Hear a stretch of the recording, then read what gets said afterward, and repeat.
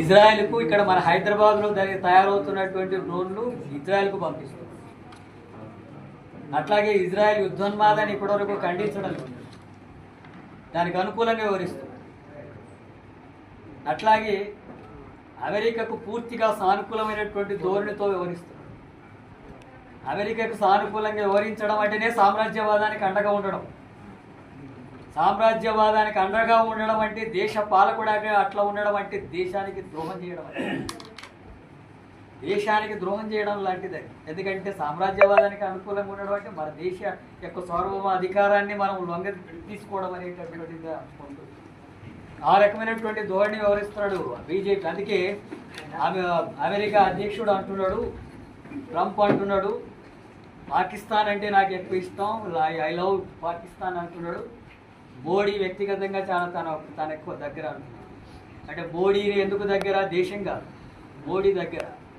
మోడీ ఎందుకంటే తనకు అనుకూలంగా వివరించే లక్షణం ఉందని, ఆ మోడీ పరిపాలిస్తున్నటువంటి పార్టీకి ఉందని, ఆ పార్టీని నడిపేటటువంటి ఆర్ఎస్ఎస్కి అలాంటి సామ్రాజ్యవాదానికి అనుకూలంగా ఉండే రక్తం దానికి ఉందని, ఆర్ఎస్ఎస్ పుట్టినప్పుడే దేశ స్వాతంత్రం కోసం పోరాడుతున్నప్పుడే ఆర్ఎస్ఎస్ బ్రిటిష్ వాళ్లకు అనుకూలంగా వివరించినటువంటి చరిత్ర దానికి ఉంది.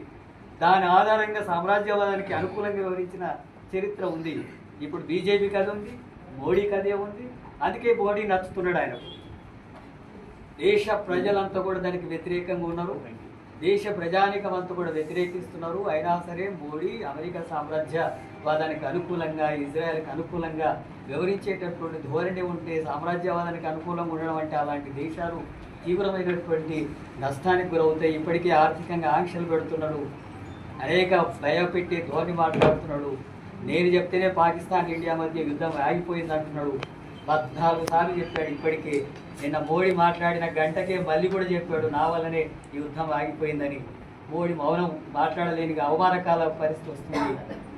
అమెరికా జోక్యం వల్ల పాకిస్తాన్ భారతదేశం యొక్క యుద్ధం ఆగిపోయింది అంటే అది భారతదేశానికి అవమానకరమైనటువంటి విషయం, దేశ ప్రజలకంతా కూడా అవమానకరమైనటువంటి విషయం. మన దేశాన్ని మనం రక్షించుకోవడానికి మన పాలకుల చేత కాదని, మన ప్రధానమంత్రి చేత కాదని దేశ ప్రజలకంత అవమానకరమైనటువంటి విషయం ఉంటుంది. ఈ దేశ రక్షణ ఈ దేశ ప్రజలే నిర్ణయించుకోవాలా. ఈ దేశ పాలకులు దేశ రక్షణకు నిలబడాలా. అమెరికాకి చెప్తే వినేటటువంటి వాడైతే మన పాలకుడు ఎట్టయితాడు, మన ప్రజలను ఎట్ట కాపాడుతాడు, మన దేశాన్ని ఎట్ట కాపాడుతాడు, అందుకే మన ప్రజలను ఎట్ట కాపాడుతాడు. అందుకే అలాంటి సామ్రాజ్యవాద ధోరణికి అనుకూలంగా వివరించేటటువంటి మోడీ వైఖరిని కూడా మనం వ్యతిరేకించాల్సిన అవసరం ఉంది. ప్రజలకి చెప్పాల్సినటువంటి అవసరం ఉంది. ఇప్పటికైనా అమెరికా ఇలాంటి